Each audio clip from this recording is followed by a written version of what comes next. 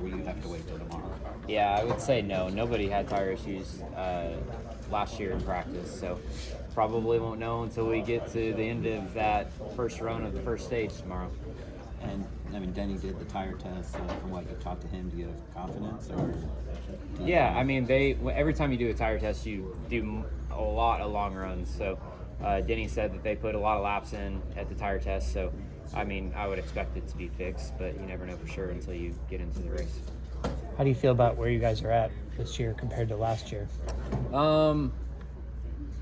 That's a great question. I don't know. I feel like our ceiling is probably higher than what we had last year, but certainly over the summer months we were struggling to get there. I feel like we're on the right track now. We've had a couple good runs, and we show our potential every Saturday by winning the polls. So if we, I say it time and time again, but if we put it all together, we're going to be tough, and I feel like we're getting a lot closer. Is it frustrating to know that you have that potential and know that you have the speed, and then keep being able to say that every week? Oh, it's been very, very, very discouraging. Definitely to know that I have majority of the pieces of the puzzle, and it's been struggling to go together. But I feel like we're starting to put it together now, and we've strung a couple good races together at the end of the regular season. We had those really good road courses at Indy and Watkins Glen. So I'm still optimistic and know that the potential is there. As a racer, what would you say was the biggest lesson you learned in that round of 16? I don't know. I mean, it was pretty easy going for me. Darlington certainly was a little bit of a scare. At the end of stage one, whenever I hit the wall and damaged the car, that was not good. But fortunately, we were able to have two good races after that and make it through there. So, I guess the lesson learned even from last year is you just can't have any bad races. And Darlington was one where we didn't get any stage points, and we were still able to finish 23rd with a damaged car, so that was good. But if we do that again today or this weekend, we're going to be in trouble. So Texas bit us last year, and we know that can't happen again. With this run being so dynamic, next week being Talladega, and the Roval after that is a cutoff race, your thoughts going into those two races individually as far as what do you have to do and how do you come through it to make it to the next round? Yeah, I mean, just Texas and the Charlotte Road Course are the two races that we feel like we can run really well at, and we certainly can run well at Talladega, but you could also get caught up in anything there. So need to make the most out of this weekend at a place where you can control your own destiny for the most part, and if we get out of here with a good day, then I feel good about the rest of the time. Do you like the Roval being a cutoff race? It doesn't matter to me. I certainly like it a lot better than Talladega being the cutoff race, but Charlotte Roval, Charlotte Oval, it would be fine either way. It's going to be 100 degrees tomorrow. Heat index is like 110 or something like that. Is there a point it gets too hot to compete for you guys or for the teams?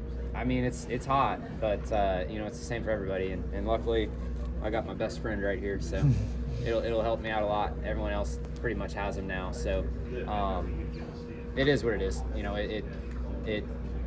I'm glad that NASCAR pays attention to the scheduling of the races, and the COVID year, whenever they had to make up races, we came here in July. That was miserable hot. So I'm glad that whenever they schedule the races in the summer months, we're going to Watkins Glen and Loudon and staying away from the the south. But I mean, this is just one of those ones that's been hot the last couple of years. So the idea that it's 130 degrees in the car, I mean, that just for normal people, that just seems insane. So is that just no big deal, or what kind of precautions do you have to take other than the I mean, no, it's a big deal, but we're gonna do it, and there's 35 other guys that are gonna be out there with me, and the strongest individual, the guy who is mentally tough to do it, is gonna win the race. So that's part of what we sign up to do every year.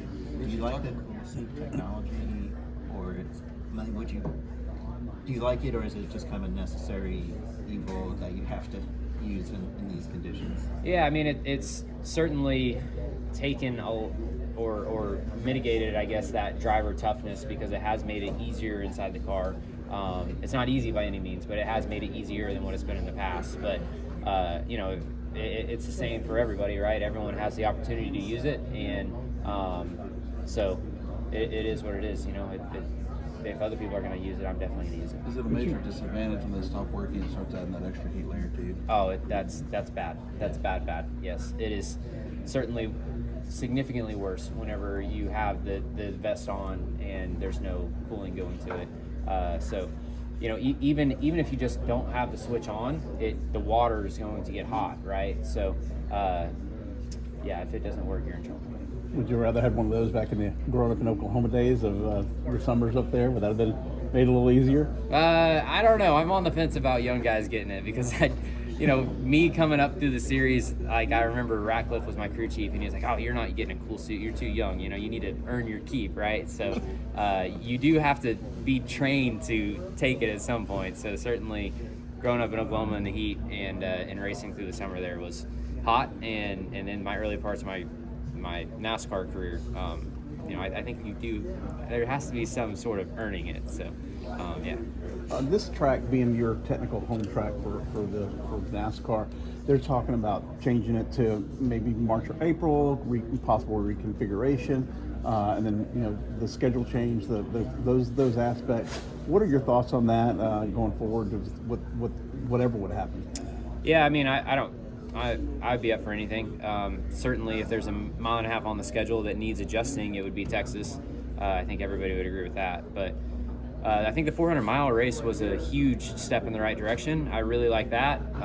Probably trying to get away from the 100-degree races would be, good for the fans. I'm up for whatever. Besides the super speedway, we don't need Atlanta 2.0. Do you feel that there's certain tracks that should or shouldn't be in the playoffs, or is it relatively interchangeable? Talladega, Daytona, and Atlanta should not be in the playoffs. Aside from that, we can go wherever. Thank you. How do you like your chances going 4 for 4 today with the pole? I feel really good about it. Mile and a halves, we've qualified really well at the mile and a halves since the introduction of next-gen cars. So Texas kind of being the exception because we struggled last year, but we know why we struggled and have addressed those issues. So, I don't see why we couldn't. You, I guess, have the unique distinction of being teammates with, I guess, in essence, the last two villains of the sport. Is Martin a villain? No, Kyle. And Kyle, yeah. Kyle previously, Gotcha. and now Denny. Look, I know that's probably the least of your concerns, but to see that perspective that you see it from, the idea that you've kind of been around those guys and how they handle it and treat that situation. Yeah, I mean, I respect the I don't know, honesty is the right word, but the way they take it. I loved Tony Stewart growing up, right? And the way that he just polarized the crowd was something that was really captivating as a young kid. And Kyle and Denny both have that same tendency. So, I admire them for that, and I admire them for embracing the role too. And that's really cool. You got started racing at what age? 6. Could you have gotten to where you are if you'd started at 10 or 12 and missed out 3 or 4 years? Or is this generation, do they have to start? That's tough. I don't know. Certainly every year that you have underneath your belt is another year of experience, but William is a great example of that. He didn't start till I think he was in his teens. Yeah. That's a good question, and I don't know. I think that there are certain opportunities that got given to me, and if you take any of those opportunities away, I definitely don't make it to the Cup Series or where I am today. But I don't know if that has a direct comparison to when I started racing.